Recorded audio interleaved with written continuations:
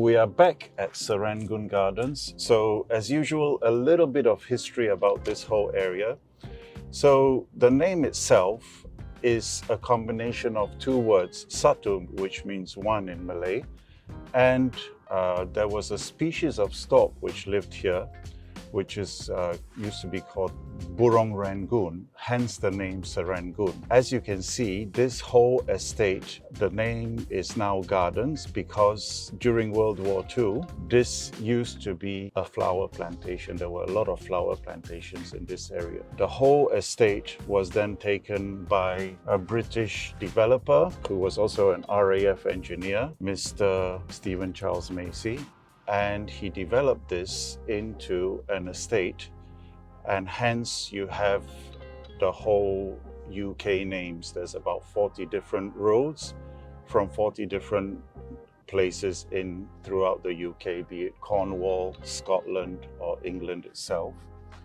So in the 50s, when this whole thing was developed, because there was a lack of facilities, they came up with Serangoon Sports Club. At that time, when it was opened in 1956, the membership was $2, restricted to only the members here, the residents, I mean.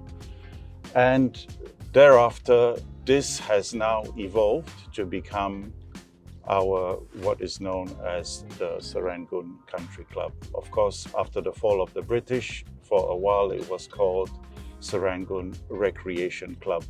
So that's the whole history here, and you can see the club as it is today. It's right here.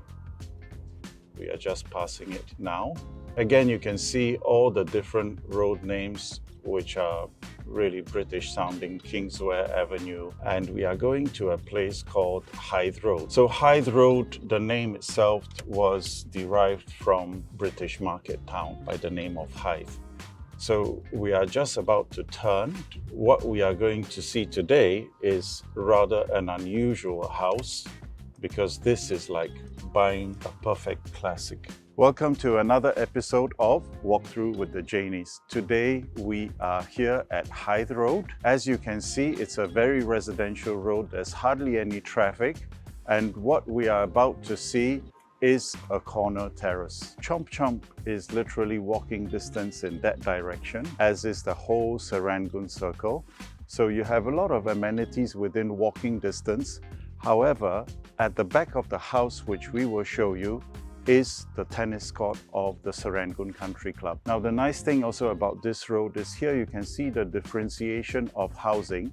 So this is something which has been redeveloped. Originally, most of the houses were single-story, terrace like this. Some of them, like these two, they happen to be a corner terrace. This is an example of what you can do if you buy a land like this to turn it into something like this. So this gives you a visual of what actually the size of house you can develop on this plot of land. Once again, I want to stress how quiet this road is. Now there's no buses going here, hardly any traffic, because further down, straight and to the right is a no-through road. So this is not really a connecting road. It's a residential road, nicely shaded. You've got all the trees here. Now, what is nice about this particular plot of land, now this is a corner terrace. Now, corner terraces normally face a junction, whereas here you have another house next to you. What this means to you is you don't have shining headlights into the house. Now, the other thing is the back of this is totally unblocked, meaning if you rebuild, you will have an unblocked view, because we are just overlooking the tennis court of the Serangoon Country Club. So again, the width here is 11.3 meters, which is bigger than the normal 8.2 meters. The depth is 30.5 meters. So you have an exact rectangular plot, which is very easy to build in. Come, let's take a look. Welcome to this corner terrace here on Hythe Road. This is in District 19, and you can immediately see upon entering that we do have a very wide frontage here of 11.2 meters, because we are actually a corner terrace. And what's nice is behind me you do have a gardening porch area, and just on this side you can easily park 2 cars in from your entrance into the house. So this area here is actually your entrance into the living area of the single-story house as it is right now. And what's nice is they have preserved the original mosaic tiles of this house, and it's really well kept. So for those of you who would like to live in sort of the original condition housing, I think it is actually in a very good condition for moving in. And you have a total of 4 bedrooms here. And what's nice is I'll take you to the back and you can see that it actually leads to the kitchen area. So you have this nice walkway that you can also use here as maybe an outdoor area for you to sit out with your friends, a porch area. And you have a very nice, long, big area here as well for you to use. You can use it as how they have done it to actually do your laundry over on this side, where it's actually a bit hidden at the back.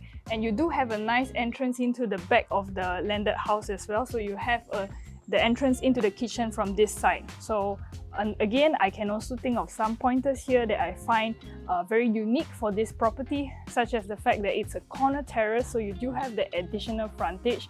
And of course, because it is kind of a blank canvas, it's just a single-story 4-bedroom right now. So you can actually rebuild it to 2.5 stories at a basement.